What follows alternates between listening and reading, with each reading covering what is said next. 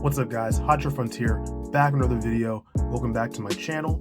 Today I have my Dinosaur deck profile for the April 2022 format. So without further ado, let's get started. Just so you guys know, I don't play any of the scrap cards that lead to Borrowed Savage or Pot of Prosperity in here, but here we go. So for the beginning monsters, I run 3 UCT. This card is a Book of Moon effect, and it's pretty easy to summon. All you have to do is banish 2 dinosaur monsters from your graveyard, and it hits the field. Very good card. You can destroy a card in your hand or field to use your Book of Moon effect. Typically, you want to go for a Baby Ceratosaurus or a Lost World token, but this card is very good nonetheless. Moving on, we have one of our main starters of the deck, Soul Eating Oviraptor. What this card does is it lets you take a dinosaur monster from your deck and add it to your hand or send it to graveyard, depending on your situation. The other effect is it allows you to destroy a dinosaur monster on your field. It could be your Baby Ceratosaurus, Tyrannosaurus, or the token that you gave your opponent. A very good card as well. Your next starter is your Animador Archosaur. What this monster does is let you pop a dinosaur in hand and then add your Evo pill from your deck to your hand. Typically, you'll destroy a baby in hand so you can get advantage that way, and then summon a dinosaur monster from your deck onto field. But this is also your only level 1 dinosaur monster in your deck. So what you'll do is you'll normal summon it. If the effect goes through or not, then you're going to go into your link plays. I'll show you guys when we get to the extra deck for that. Your next card, you're playing 3 babies and 2 petite Tyrannosaurs. So the babies are like your heart and soul of your dinosaur deck, because you're going to be continuously popping this, bringing it back from grave, popping this, and gaining its effect, special summon from your deck straight to field. Your petite Pteranodon, it's the same thing as your baby. The only difference is that you're able to summon something level 4 or higher from your deck on the field, and it can attack that turn, which is not too much of a big concern. But moving on. Now here are your one-ofs that you're playing. So here's your Misk. You have a Pinkertops and Giant Rex. Misk, unfortunately, is at 1. Hopefully we can see it to semi to 2 or unbanned, unlifted to 3. But this card is really, really good. The reason why this card is really good is because once you activate it, send it from hand to grave, your dinosaur monsters for that main phase are basically unaffected by your opponent's card effects. So hand traps like Nibiru, Ash will not be able to touch your dinos for that main phase. And its second effect is once it hits grave, you can banish it and other dinosaur monsters to summon a dinosaur monster from your deck based on the number equal to that level. You summon it on field. Typically, you're just going to banish itself and get like a Animador Archosaur and continue your combos. And second, we have a Pinkertops. Pinkertops is always good. If your opponent controls more cards than you do, summon it on field and you can pop something. And then finally, we have our Giant Rex. Giant Rex is really good as well because you can banish it for UCT. It comes back every time you banish it, but that's a once per turn effect that you have to make sure you keep track of. The other thing is it gains 200 for each banished face-up dinosaur monster on the banished pile. And the only thing which is why is that effect there is that for Giant Rex, it can't attack directly. So it can attack your opponent's monsters, but just not directly. But what can you do? Moving on, we have our hand traps. I played 3 Effect Veiler and 3 Ash Blossom. So Effect Veiler actually goes to another part in my extra deck. I'll show you when we get to the extra deck part. But these are really solid hand traps. Ash is always good, whatever format it's usually in. And Effect Veiler is also really good because, again, it's just another negate that you want to have, especially if you're going second. Even first, you never know. But anyway, that's it for the hand traps that I play here. I play one more, but we'll get to it in a second. Put those aside. I play the DPE engine package. So you really don't want to open one of these. It has happened to me before, but I think it's just worth so much more to play this in the deck than not play it. Now, if you guys can't afford this package, it's okay. You can take these out and add more hand traps, more pivotal cards like Mystic Mine, for example. Now, sometimes I'll open with my Fusion Destiny, And you'd think that would be bad, but I'll continue my Dino plays, and then after it's finished, I'll activate Fusion Destiny, just hard make DPE, and then go. These cards are also really good too, because if during your draw phase, if you draw a card, during your next phase after these are engraved, you can special summon it for free. And then this one, all you have to do is just banish another Destiny hero from grave, and you can draw 2 cards. So really, really good. That's it for that engine. That's the only engine I play in that deck. And then we're moving on. We're going to 3 Lost Worlds. Lost World is a very good card for dinos because you can summon, when you normal summon or special summon a dinosaur monster on your field, you can give your opponent a token, and while that token's there, your dinosaur monsters can't be targeted by card effects. Also, you can, if that token is destroyed, you can prevent the destruction by destroying a Babysaurus or a dinosaur monster from your deck to grave, and most of the time you're just destroying Babysaurus or Petite Pterosaurus, summon something from your deck to field. So really good for Lost World. You also play a terraforming, so it's like we're playing 4. I did have Mystic Mine in here, but I had to cut it because there's just not enough space for everything I wanted to put in here. This is 42 cards, so imagine that. We play 3 Fossil Digs.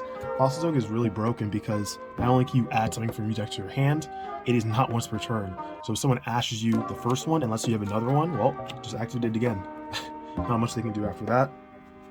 Moving on, we play 2 Double Evolution Pills. It's typically played at 2. I like it at 2. It fits with the ratios of the deck, but this card's really good.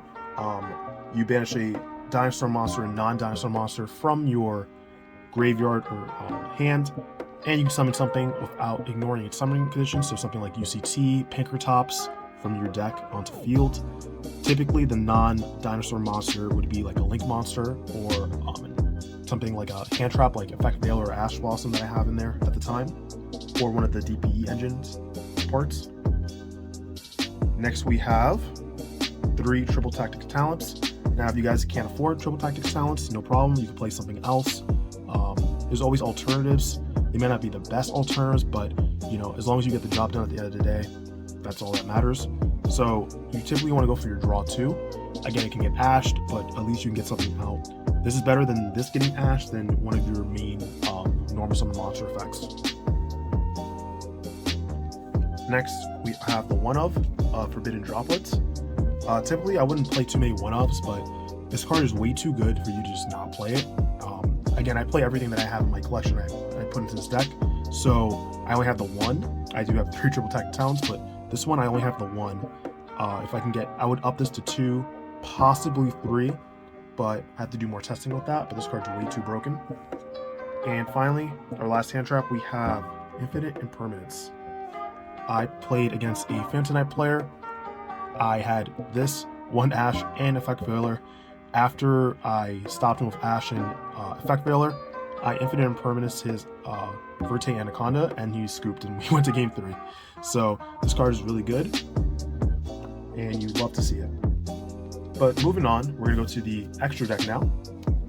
And for the links, I play Linkuriboh, Secure Gardener, Verte, Pentestag, the Dark Charmer Gloomy, Phoenix, and Celine, and Access Code. So Linkuriboh and Secure Gardener are really good because after my Animador Archosaur goes off, effect resolves or it doesn't resolve, I go Linkuriboh, and then after that I go into Secure Gardener, so I can at least get that Linkuriboh engraved for my Double Evolution Pill effect. Verde, obviously send the DPE. If it doesn't send, typically again, if I hard draw the Fusion Destiny, then I just activate that. I don't go into this.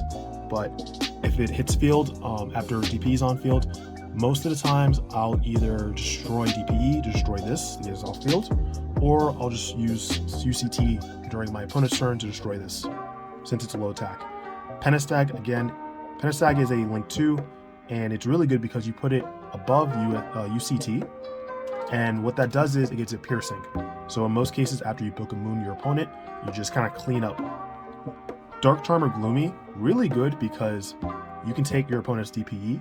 That's what a lot of people are using now. I'm really looking for that Starlight now for this. It's it's just kind of in my mind now, but really good card that you want to have. And we have Phoenix, destroy something spell trap card on your opponent's field. Celine, it's kind of like a really high-tech card for me because it's a very specific situation.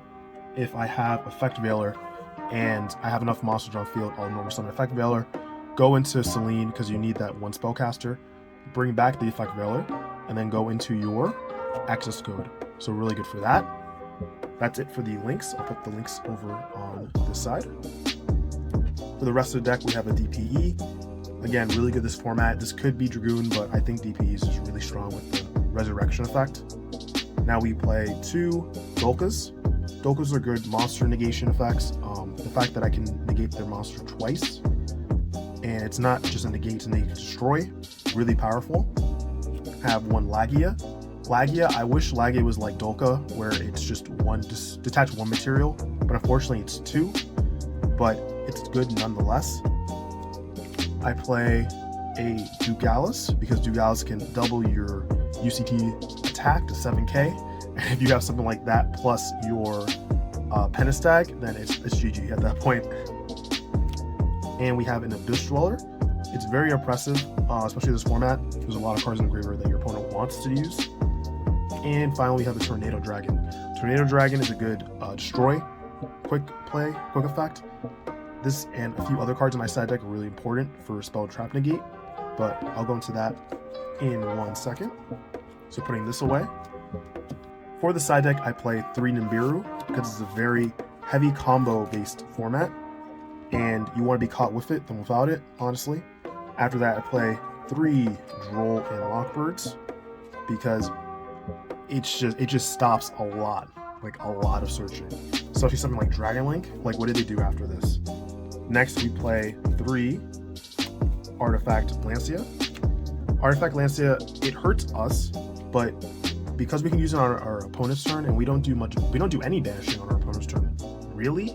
So this is a good card to have against your opponent, especially like Phantom Knights, like that. They're basically done after that. They'll just make DP and pass. Next, I have 2 Token Collectors. I wanted that to be 3, but again, I had like no room in this side deck, and I kind of wanted the main deck at 2, so that might be another thing that I might try in the future. But Token Collector, it can stop your the Sword Soul tokens.